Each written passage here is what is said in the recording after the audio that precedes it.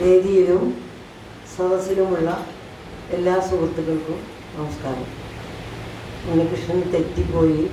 കഥ പറയാൻ എനിക്ക് യാതൊരു കഴിവുമില്ല. ഇവിടെ കുറേ കഥാകാരന്മാരൊക്കെ ഇരിക്കുന്നില്ല, അവർ പറയുന്നു ഉണ്ണി പറഞ്ഞാലും മതി കഥ. പക്ഷെ എനിക്ക് ഒരുപാട് കാലമായിട്ട് 40 കൊല്ലത്തിൽ കൂടുതൽ ഏതാണ്ട് എനിക്ക് എൻ്റെ സൗഹൃദത്തിലുള്ള ഒരു വ്യക്തിത്വമാണ് NG ഉണ്ണികൃഷ്ണൻ്റെ. ഞങ്ങൾ എൻ്റെ ഓർമ്മ ശരിയാണെങ്കിൽ 80-ലോ മറ്റോ ഒരു റിഫ്രഷർ കോഴ്സിന് സ്കൂൾ ഓഫ് ഡ്രാമ എറണാകുളത്തുകര അവിടെ ഞങ്ങൾ പങ്കെടുത്തിട്ടുണ്ട്.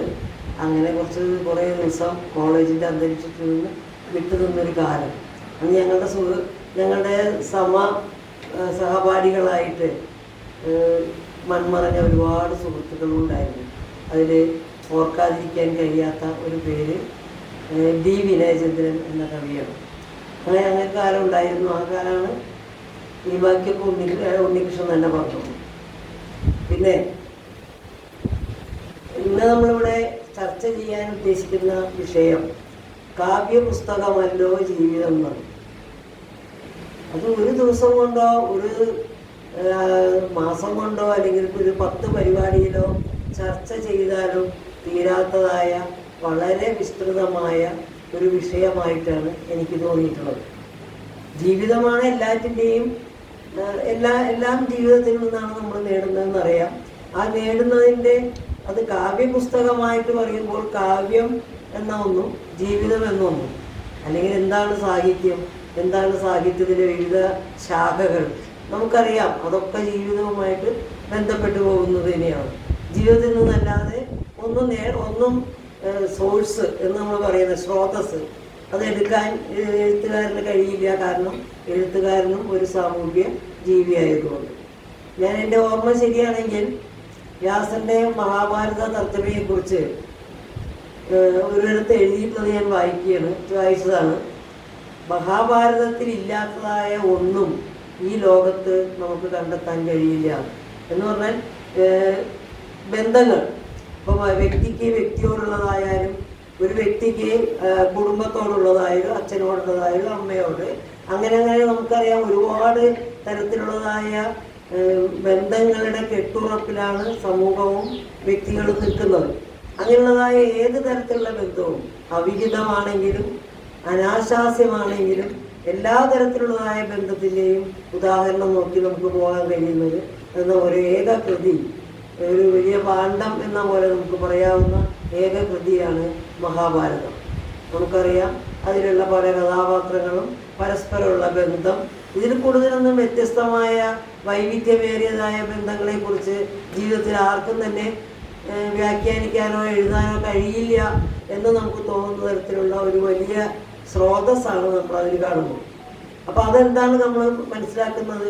ജീവിതമാണ്. ജീവിതത്തെ ഏതെല്ലാം തരത്തിൽ മാറ്റി വെക്കാൻ, ഏതെല്ലാം തരത്തിൽ മാറ്റിമറിക്കാൻ എഴുത്തുകാരന് കഴിയും എന്നതിൻ്റെ ഒരു പ്രധാനപ്പെട്ട ഉദാഹരണമാണ്. അതിൽ നിന്ന് വേണം എടുക്കാൻ. ഇപ്പോൾ നമുക്കറിയാം, ഉദാഹരണം പറയുകയാണെങ്കിൽ കുന്തിക്ക് മക്കളുമായിട്ടുള്ള ബന്ധം, കുന്തിക്ക് പാണ്ഡുവുമായിട്ടുള്ള ബന്ധം, കുന്തിക്ക് കർണനുമായിട്ടുള്ള ബന്ധം, ഇതൊക്കെ സാധാരണ നമ്മൾ കാണുന്ന ബന്ധങ്ങളല്ല.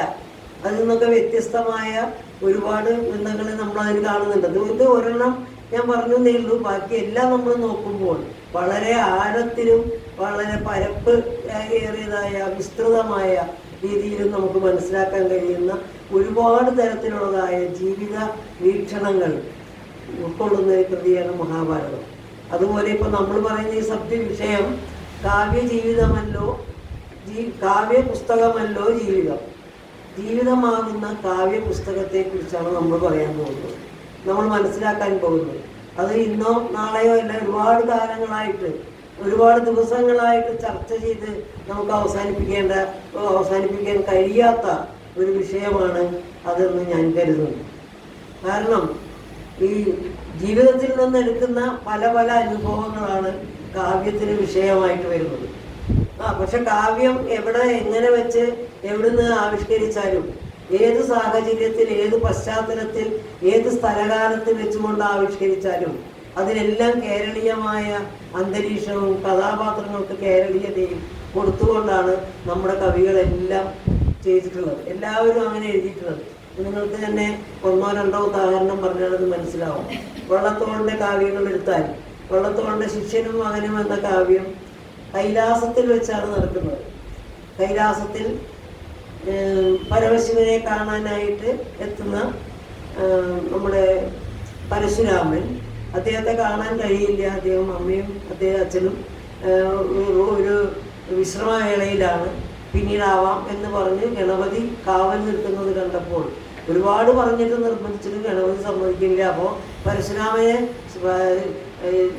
പരമശിവൻ കൊടുത്തതായ അതേ ആയുധം കൊണ്ട് തന്നെ ഈ ഗണപതിയുടെ തുമ്പിട്ട് കെട്ടിക്കളയാണ്. അത് കണ്ട് അങ്ങോട്ട് വരുന്ന കൊമ്പാണ് വെട്ടിക്കളയുന്നത്. അത് കണ്ടുകൊണ്ട് അങ്ങോട്ട് എഴുന്നേറ്റ് വരുന്ന പാർവതിയും പരമശിവനും, പാർവതിയുടെ വികാരങ്ങൾ, പാർവതിയുടെ പ്രതിഫലനങ്ങൾ, അല്ലെങ്കിൽ എന്താ പറയുക, പാർവതിയുടെ റെസ്പോൺസ് എന്ന് നമ്മൾ പറയുന്നത്. അതെങ്ങനെയാണ് ആവിഷ്കരിക്കാൻ ഒരു കവിക്ക്, കേരളീയ അന്തരീക്ഷം വെച്ചുകൊണ്ടൊരു കവിക്ക് എങ്ങനെ കഴിയും എന്ന് നമുക്ക് മനസ്സിലാക്കാൻ കഴിയുന്ന ഭാഗമാണ് അവിടെ അവതരിപ്പിച്ചത്. അവർ പറയുന്നത്, ഉടൻ മഹാദേവി ഇടത്തുകയ്യാൽ അഴിഞ്ഞ വാർക്കൂന്തലൊന്നൊതുക്കി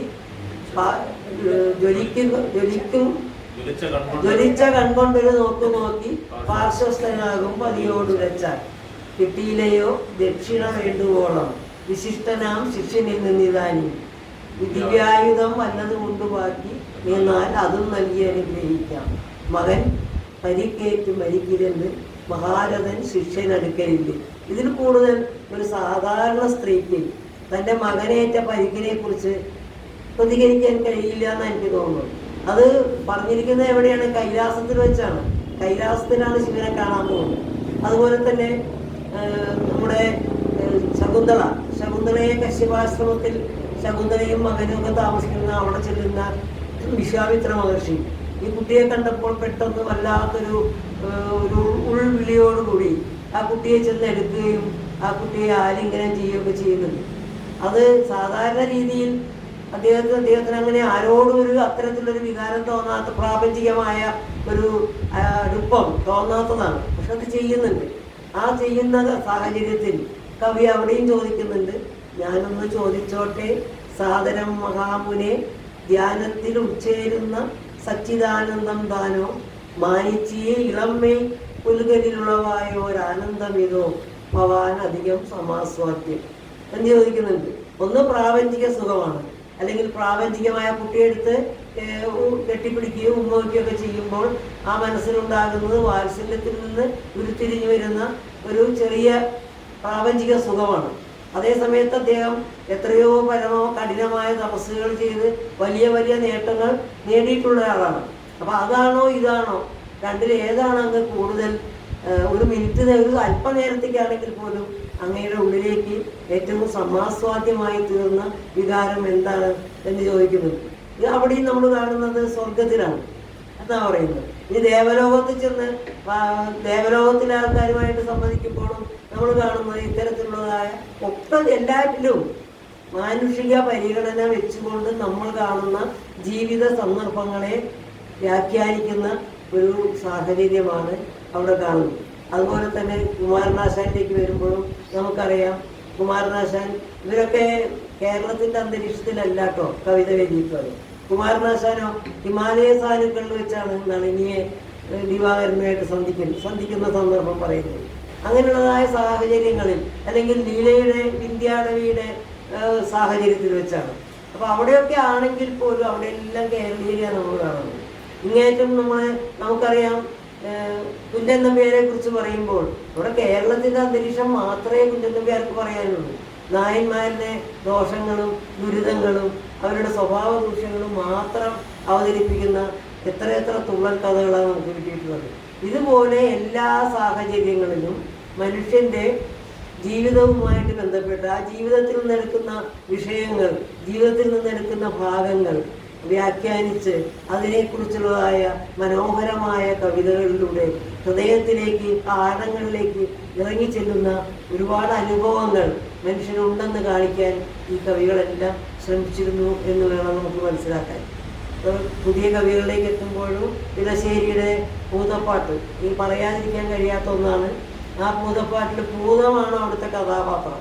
പക്ഷെ ആ പൂതത്തിനോട് ഏറ്റുമുട്ടുന്ന അമ്മ, നങ്ങേലി എന്ന അമ്മ, വളരെയധികം സ്വാഭാവികമായ രീതിയിൽ കുട്ടിയെ വളർത്തുന്നതും കുട്ടിയെ ഉറക്കുന്നതും അങ്ങനെയുള്ളതായ സാഹചര്യങ്ങളൊക്കെ നിങ്ങൾക്കറിയാം. അത് നമ്മൾ പറയാതെ തന്നെ നമുക്കറിയാം. അങ്ങനെയുള്ളൊരു സാഹചര്യത്തെക്കുറിച്ച് അവിടെ പറയുന്നുണ്ട്. പിന്നെ അതോടൊപ്പം തന്നെ കാവിലപ്പാട്ടിലുണ്ട് അങ്ങനെയുള്ള സന്ദർഭങ്ങൾ. ഇതിൽ നങ്ങേലി പാവ കൊടുക്കുന്നു, പാവ കൊടുക്കുന്നു, പാപ്പ കൊടുക്കുന്നു, പാവ കൊടുക്കുന്നു, പാല് കൊടുക്കുന്നു നങ്ങേലി.